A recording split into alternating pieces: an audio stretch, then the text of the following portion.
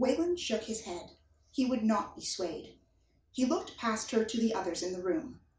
We should begin where she was employed, with Mr. Blake. I'm certain Annandale and I can ask a few discreet questions around the club. Katherine bristled. Family's family, no matter how widespread. If something important happened in Ellie's life, her family would know about it. Wayland sidled even closer.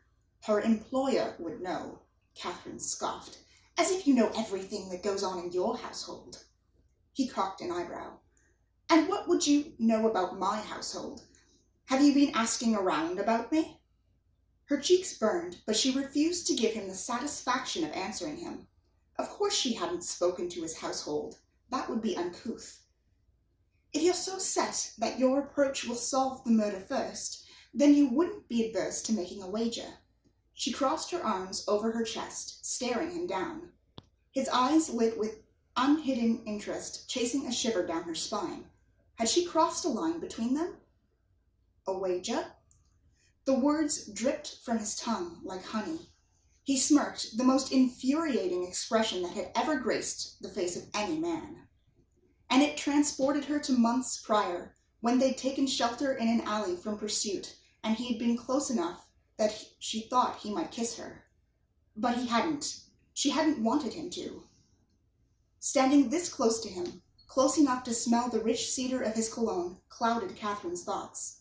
She took the smallest of steps back, though she refused to retreat verbally. Yes, she snapped.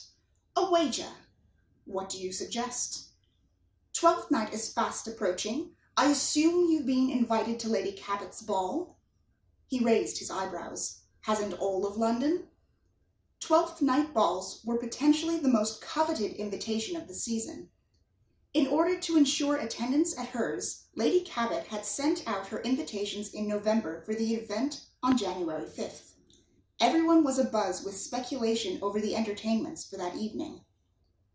Although Lady Cabot hadn't assigned them characters to play at her masquerade, costumes were mandatory for the event.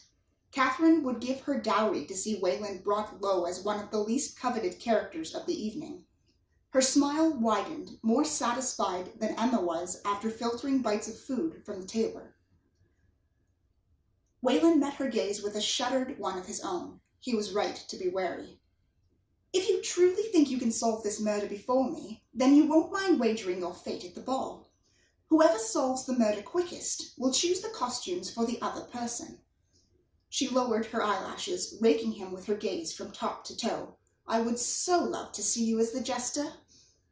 He didn't seem daunted in the least. His smile widened, making the dimple in his chin wink to life. Oh, I think you'd make a smashing Lucy Leawell. The rules for 12th night are the same as ever, aren't they? You have to act like your character as well as dress like her. Katherine glowered at him, tightening her arms around her chest. As if she would ever act the loose woman, chasing any man who crossed her path in the hope of matrimony. What would people think if she suddenly turned an interest to courtship for a night? She'd fought dreadfully hard to win a modicum of respect as an independent woman. Her fate didn't matter because she would not be wearing that costume.